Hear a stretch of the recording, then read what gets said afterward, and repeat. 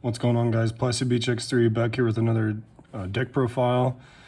And this time I took my whitebeard deck to the Peoria Regionals in Illinois, the very first in-person regionals in America. And I ended up getting top 32. I placed 32nd place exactly, so lucky on that one for my tiebreakers. I ended up 7-2. I want to do a deck profile, but I'm also going to do a regional report. So if you don't want to hear all this me talking and just want to see the cards, then you can fast forward throughout the video and find wherever I'm, actually doing the deck profile. But I wanted to talk about why I chose this specific deck. Going into the event, I wanted to play Whitebeard because I thought it was just the best deck. I was playing Avant for a while, but this deck was like kind of just obvious to me that it was the best deck in the format. You just draw so many cards and if you play on curve, it's really hard to beat. It's what I would consider like the gatekeeper of the format, and if you can't beat it, then you won't do well. So that's why I chose it. And then for the specific version of the deck, I play CurlyBeard in my deck with like choppers and stuff. Because in testing with the mirror, I thought that the going strategy was to just swing massively at life early to try and get your opponent to take a life so that they're like 1 9-drop behind you at all times. Their 9-drop gets far less value when they have less life, and you can usually play yours first if you get them to take their life first. And yours is just way more impactful if they have less life. If you have like 2 life and they have 1 whenever they play theirs, so. To stop those kind of plays of people just like stacking everything and swinging with leader to try and get you a life, I decided to play the choppers just for the mirror specifically. But and it just like it lets you take big hits. It blocks big hits in the late games against like any other card that's not like 9-drop Whitebeard. The Curlies to search those cards, and then I cut the Frankies and the Robins because like the Frankies were just doing the same thing that the 4-drop Liffey was doing, and yeah, while it's like more consistent, you're gonna get your 4-drop 6K off. I opted for more of a ceiling. So in Yu-Gi-Oh, we use a term called like a higher ceiling to exemplify that the deck can do more than just its standard play. And because if you're just locked into your standard, play a Nami, play a 4-drop, play a 5-drop, play a 7-drop, play a 9-drop, and people are going to figure out ways to play around that, and you want to be more versatile and have more options overall. So I decided to play the Curly so that I could search potentially either 2 of 2K counters, or a Nami to search my big stuff, or a chopper to block, like I said earlier, block random stuff. Just add it to the ceiling of the deck. And I'm always just choosing second anyway, so I'd rather have, I want like a starter card. So like Curly and Nami are my starter cards rather than just like, just Nami. A 4 of and a 50-card deck, so I'm playing 8 starters in a 50-card deck, kind of, is how I would describe it. And for Chopper by himself, he probably won me like 4 or 5 games because he forced my opponent to spend a nominal amount of resources to deal with him. And in this deck, those nominal amount of resources they spend dealing with Chopper is just that much less than I have to deal with defending my own life. And it just made a massive difference overall across the 9 rounds. Forcing my opponent to like Izo or Yamato before they go for life. They have to spend like 2, 3, or 4 Dawn, and that's the 2 or 3 or 4 Dawn they have to spend less going up my life, so it saved me a lot of times, and I won probably because of it, like I said, 4 or 5 times. I like the deck a lot, even though I do believe that CurlyBeard was probably the best deck in the room. It's just that it dominates the mirror match and dominates a lot of the meta, so I just didn't have a list I was comfortable with playing, so I played this. I'm really happy with how the deck played. My 2 losses, I went 7-2. My 2 losses were solely because I misplayed and not because of anything with the deck, like bricked or anything. So going into my rounds, round 1 was Kinemon. The guy was a nice guy. He was chill. I curved perfectly into 5, 7, then double Newgate, and he couldn't establish an Odin, so I won. And then round 2 was Strawbeard. We were on stream for this one, and I lost. I forgot that my leader was 8K. That's just inexperience with me with the deck because I've been playing it for like a week. He swung, I forgot my leader was 8K, and he swung 8 into 8, and I decided not to counter out of it and just to take it because I didn't have any more Whitebeards in. I didn't have any more 9-beards in hand.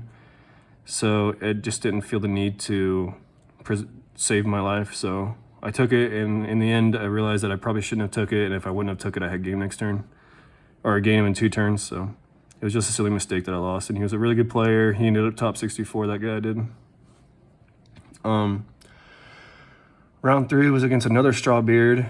I got a penalty this game because I started only with 9 Dawn, and I played with 9 Dawn until I went for game. I was going for game with my 9-drop, my leader in 5-drop Luffy. Put 2 under 5-drop Luffy, 2 under leader, swung. He countered out, and he ended up having 3 cards in hand with 1 Dawn up, and I know he searched a Radical Beam earlier. So I was like, okay, 16 beats literally any combination of Radical Beam, 2K, 2K. So I was gonna go put 16 under, and I realized I only had 5. Then I looked at my deck box, and I had an extra one in there. So we called Judge because I didn't really know what to do. I was willing to take a game loss if they would have gave it to me, but they didn't. They just gave me a penalty and made me put the Dawn rested. So I essentially couldn't use the Dawn. So I just piled 5 under my big guy and swung, and hope to God he didn't have a double 2K and a Radical Beam. And he ended up not having the double 2K and the Radical Beam, so I won that game. The guy was cool. So round 4 was Law.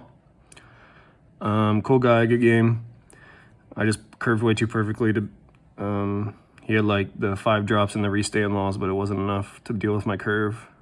Then round 5 was Luffy. He was playing a really weird build with like whitebeard spell card searchers and like Marco blockers, but I didn't have to 9-drop the whole game. I just rushed with double ace, double Luffy, and it was too much for him to handle.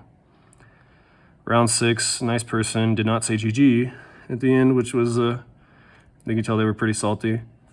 They were able to establish an Odin at 4 life, but I in a bunch of blockers. And I don't believe I ever 9-dropped. I just had too much pressure with 4 drops and 5 drops, so, and they just never attacked my characters, which was a very bad strategy. And they couldn't defend the double unblockable Luffy. So I won that one. Round 7 was a loss against Dofi. He was a really good player, and I think he ended up 7th after Swiss. Maybe 7th overall, I'm not sure. He dry hit a boa on his 3 Dawn turn, which was like crazy because he ended up like drawing 3 cards off of that boa before I could clear it. I feel like I played perfectly except for the very end where I could have countered out and I blocked instead of, well, I countered out instead of blocking, and I should have encouraged him to put everything under his leader and swing because I could have countered out of it.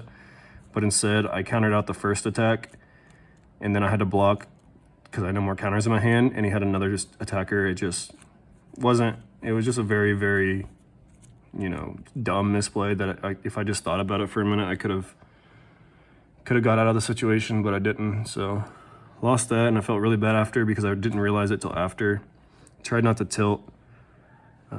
So I tried not to tilt. I was just trying to chilled out in the not in the gaming area for a while until the next round was up because I really needed to win this next one to not bubble. And then round 8 was against Kid.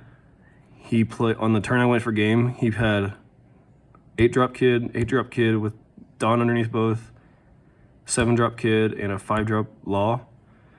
But I also had I went triple Newgate 9-beard in a row. So I was able to clear, get all of his monsters on board. He had no cards in hand, 1 life on that exact turn.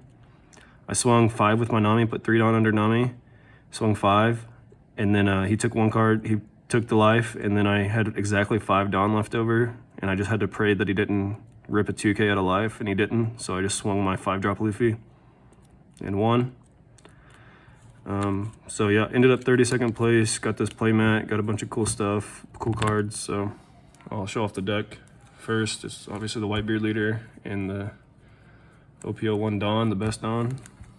And then for the deck, I would call this like a curly package. So 4 curly, 4 Nami, 4 Makino, 4 Otama, and 4 Chopper.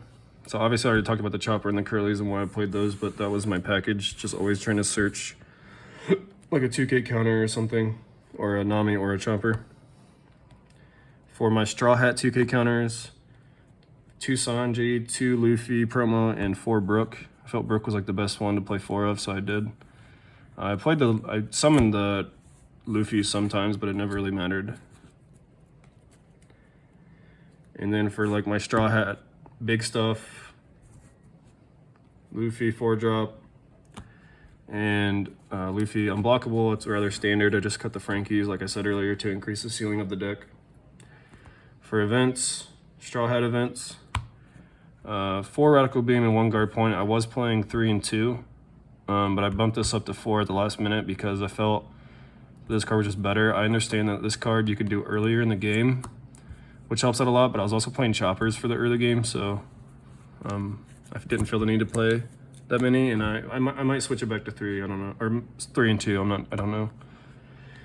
And then for like generic, like good red card, I played Vista. It came up once against a law player. I was able to kill a blocker and swing for game that I wouldn't have been able to do otherwise, so it came up once. It was just a good card that has a counter on it. And then 7-drop, Ace, 3 of them, that's pretty standard, I feel like. And then for like obviously the best card in the deck that had a bunch of controversy over the weekend, 9-drop Whitebeard.